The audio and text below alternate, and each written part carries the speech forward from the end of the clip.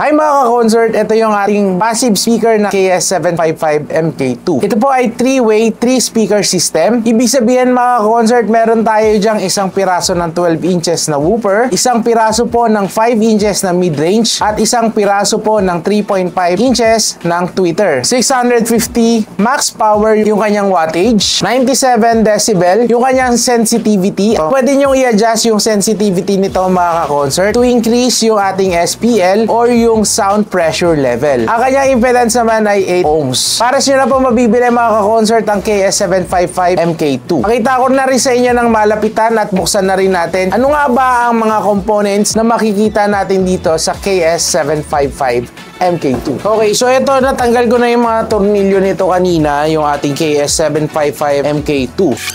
So, ito yung ating mesh. Kita nyo naman, hindi siya mabilis kalawangin. So, ito yung ating woofer, 12 inches. Ito naman yung ating mid-range. Ang size po nito ay 5 inches. At yung kanyang horn tweeter. Ito po ay 3.5 inches. So, ang kagandahan dito sa horn tweeter natin, mga ka-concert, kahit na nasa malayo ka, klaro nyo pa rin mapapakinggan yung sound gamit itong ating speaker. So, gawa siya sa wood.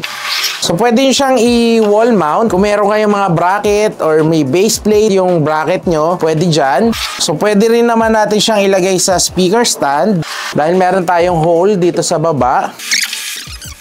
Speaker wire yung gagamitin natin dito. So, ito yung sinasabi ko kanina na pwede nating i-adjust yung kanyang decibel para ma-increase natin yung SPL or yung sound pressure level. So, yung SPL natin, ito yung effectivity ng sound. Ang kanyang wattage mga ka-concert ay 650 watts max power. Pares po yan. Pag binili nyo, sa dimension niya mga ka-concert, yung kanyang length ay 61 cm. Yung width niya ay 35 cm. At yung height naman po ay 34 cm. Pakita ko na lang din sa inyo yung design. So, ito po ay medyo naka-curve. O nga pala, yung ginamit natin dito na magnet ay yung neodymium. Available na po ang KS755 sa mga leading appliance store nationwide. Ang price po nito mga ka-concert ay makikita nyo sa caption. Maraming salamat sa panonood mga ka-concert. Ako po si Kuya Billy. Kung may mga question po kayo, pwede kayo mag-comment sa baba at sasagutin po natin yan. Maraming salamat po. Bye!